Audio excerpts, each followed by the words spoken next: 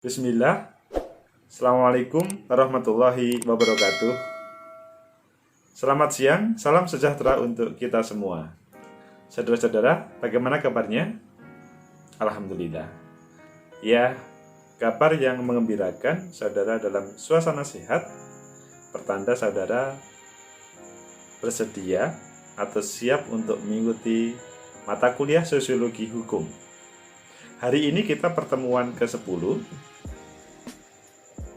Tema kita adalah hukum, ideologi, individu, dan negara. Ayo kita lihat di papan terkait dengan tema kita. Ya, hukum, ideologi, individu, dan negara. Membicarakan empat kata ini, itu kan sungguh besar. Maksudnya, hukum satu posisi, ideologi satu posisi, individu agak ke dalam, negara agak keluar. Jadi empat hal ini kalau kita bahas itu sungguh komplit betul terkait dengan tema hari ini. Meskipun sebetulnya bisa kita pilih satu persatu tema tersebut.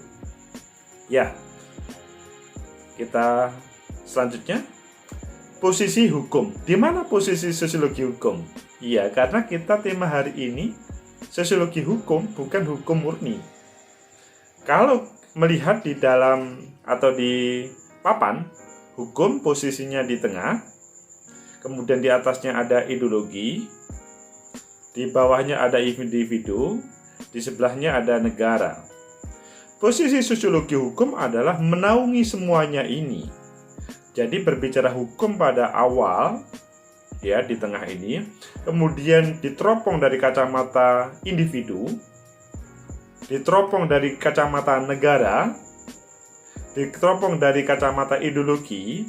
Selanjutnya semuanya ini bisa dilihat dengan secara kolektif sosiologi hukum, karena berbicara hukum itu tidak bisa berjalan sendiri tanpa ada individu-individu atau masyarakat, tanpa ada negara, tanpa ada, ya kalau bicara ideologi adalah sebuah dasar negara.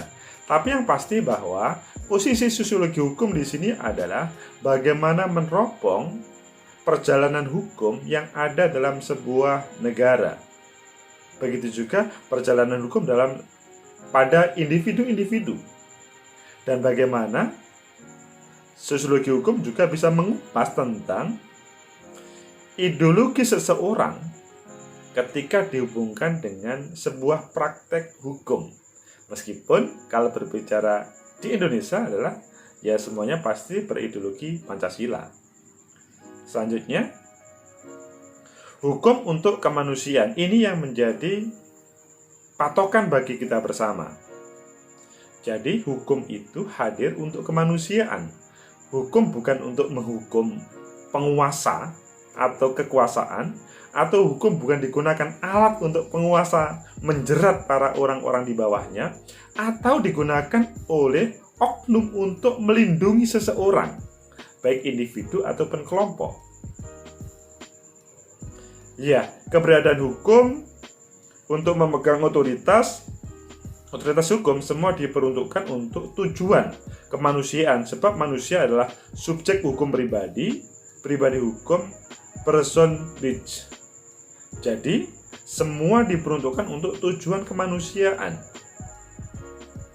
Apakah hukum yang ada di Indonesia, ya, baik hukum saudara mengenal pidana perdata, begitu juga hukum agama, maksudnya yang hubungannya dengan pengadilan agama, atau yang berjalan di pengadilan tata usaha negara, apakah semuanya sudah diperuntukkan untuk tujuan kemanusiaan? Yang pasti, keberadaan hukum bukan untuk alat untuk menjatuhkan seseorang atau untuk melawan musuh ataupun lainnya. Apalagi sebagai alat kekuasaan bagi negara menjatuhkan sang lawan, itu sangat tidak benar dari kacamata sosiologi hukum. Prof. Cipto Raharjo, ya sosiolog hukum yang sangat dikenal, banyak produknya, sangat mendukung kalimat ini. bahwa hukum diperuntukkan untuk tujuan kemanusiaan. Karena hakikat tujuan hukum adalah pencapaian perwujudan harkat dan martabat kemanusiaan, bukan sebaliknya. Jadi harkat, martabat kemanusiaan itu yang menjadi tujuan utama dari keberadaan atau hakikat hukum itu sendiri. Bukan untuk menjatuhkan harkat dan martabat manusia, bukan untuk ngupasin manusia atau belejetin manusia, bukan. Perwujudan, pencapaian perwujudan harkat dan martabat manusia. Dengan keberadaan hukum, maka manusia akan mulia. Bagus. Jadi kalau saudara melihat praktek hukum dengan berbeda yang disampaikan oleh Prof. Sajep Toraharjo ini, maka hal yang sangat berbeda, yang itu saudara mempunyai tanggung jawab untuk meluruskan, menegakkan, atau mengkoreksi. Dengan berbagai, misalkan, kalau saudara berani, bukan saudara berani saudara mempunyai tanggung jawab. Ini bukan masalah berani atau tidak berani. Saudara mempunyai tanggung jawab untuk meluruskan ketika ada yang salah. Saudara harus terdepan dalam proses ini.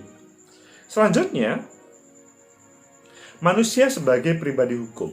Ini berbicara individu tapi dihubungkan dengan manusia sosial. Ia mengalami perselingkuhan antara hak dan kewajiban sehingga dapat diukur perwujudannya. Maksudnya ini, kalau saudara menampilkan hak dan kewajiban, itu sering dalam bahasa atau kalimat ini perselingkuhan. Tentunya ketika ditampilkan kalimat atau kata perselingkuhan, maka antara hak dan kewajiban ketika ditempatkan yang tidak benar, itu adalah hal yang tidak benar juga atau salah. Karena apa?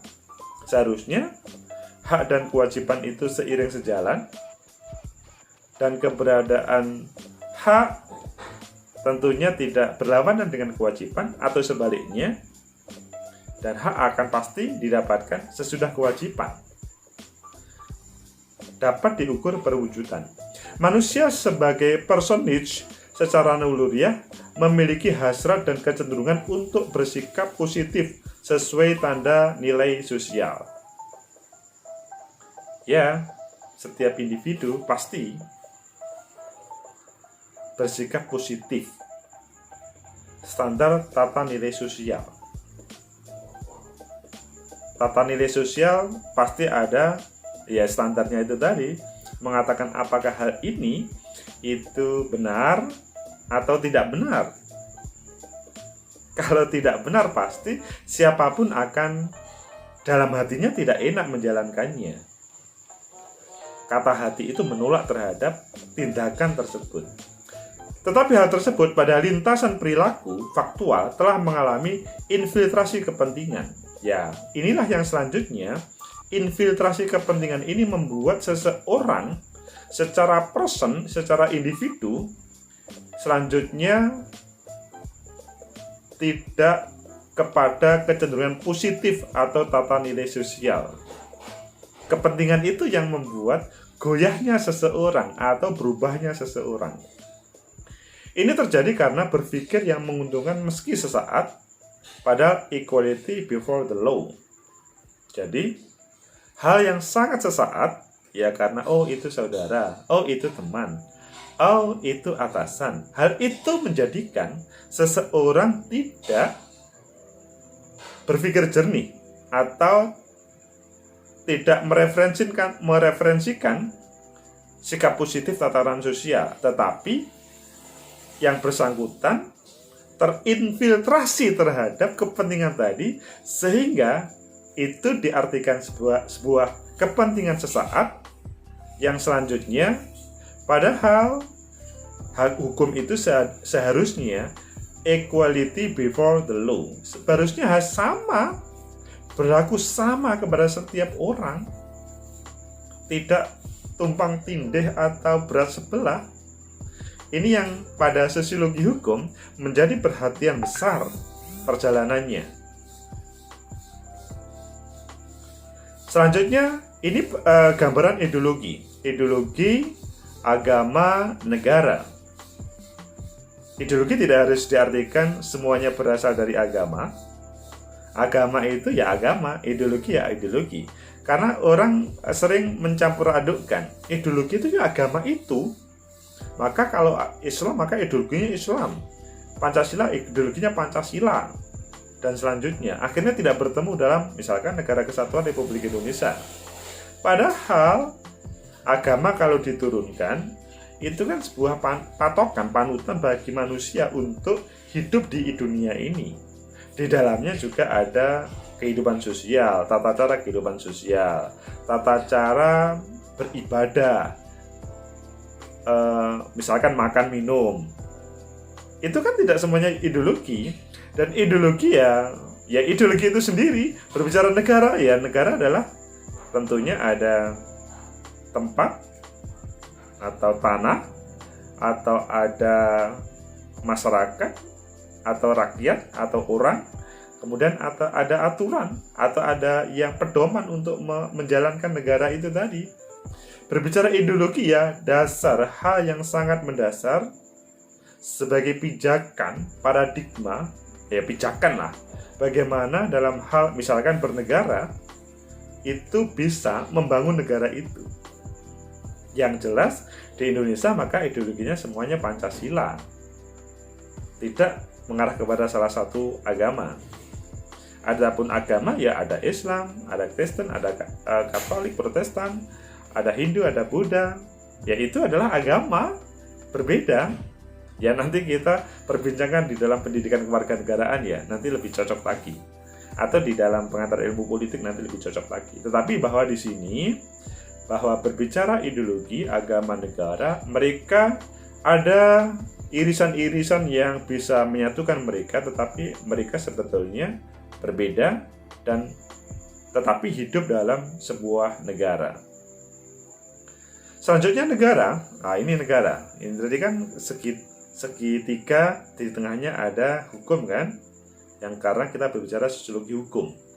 Negara, hukum sebagai kaidah perilaku menuntun manusia berinteraksi sesama dan lingkungannya, bertujuan untuk menuntun manusia berperilaku sesuai tabiatnya. Jadi, hukum di dalam sebuah negara itu menjadi kaidah perilaku penuntun manusia berinteraksi sesama dan lingkungannya.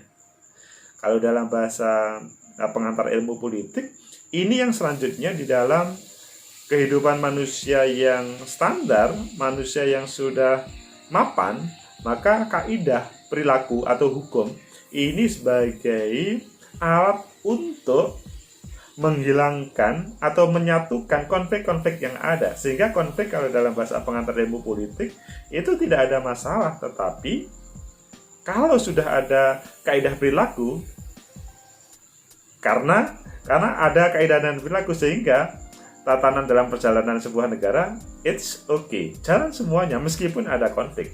Contoh konflik dalam menghadirkan pemimpin. Di balik hak selalu ada kewajiban dan sebaliknya. Ini yang sebagaimana kita bahas tadi. Jadi hak dan kewajiban seiring sejalan, tidak boleh selanjutnya yang satu dinomorsatukan. Fundamental right and human right, yang hak asasi manusia dan hak-hak dasar kehidupan manusia ini menjadi tatanan dasar dari sebuah negara yang selanjutnya semuanya harus menyetujui dan menjalankan, menjadikan pijakan, patokan untuk bernegara. Hukum adalah perilaku menurut Holmes dan Sacipto Raharjo. Apa yang disampaikan Holmes dan Sacipto Raharjo ini adalah tidak cukup teori berbicara hukum itu, tapi perilaku. Seperti apa sih sebetulnya refleksi dari teori dalam perjalanan kehidupan manusia, sehingga ya hukum itu adalah perilaku, sehingga apa yang tertuang dalam teks-teks hukum ya berasal dari perilaku aktor-aktor yang ada di dalam negara, yang dipersonifikasi mengemban amanah dan tugas penegakan hukum dan penerapannya, yaitu polisi, jaksa, hakim, advokat. 4 orang ini atau 4 orang, 4 lembaga ini atau 4 status ini adalah yang mendapat amanah dari negara untuk penegakan hukum. Polisi, jaksa, hakim, advokat. Kalau mereka ada salah satu yang tidak dipercaya, kurang amanah atau orang antipati, ini ada sebuah permasalahan dalam sebuah negara. Apakah saudara yakin terhadap 4 orang ini? Ya, seharusnya saudara yakin semuanya. Selanjutnya, bagaimana hukum bisa menjadi kenyataan? Perlu fair play, sesuai idealisme tujuan hukum untuk keadilan kemanusiaan. Banyak contoh kasus di mana penampakan hukum pada ranah penerapan bertentangan dengan hukum dan rasa keadilan masyarakat. Hal ini menjadi catatan bagi saudara sebagai yang mengikuti mata kuliah sosiologi hukum. Pengemban fungsi hukum untuk mampu memaknai hukum bukan textbook saja atau law in book, tetapi pasal demi pasal merupakan rangkaian. Ini adalah catatan bagi saudara. Jadi, sosiologi hukum harus bertindak. Hukum seharusnya tidak menjadi alat penekanan atau pendoliman kemanusiaan, tetapi sarana pelayanan kepentingan kemanusiaan. Sebagaimana yang kita bahas awal tadi.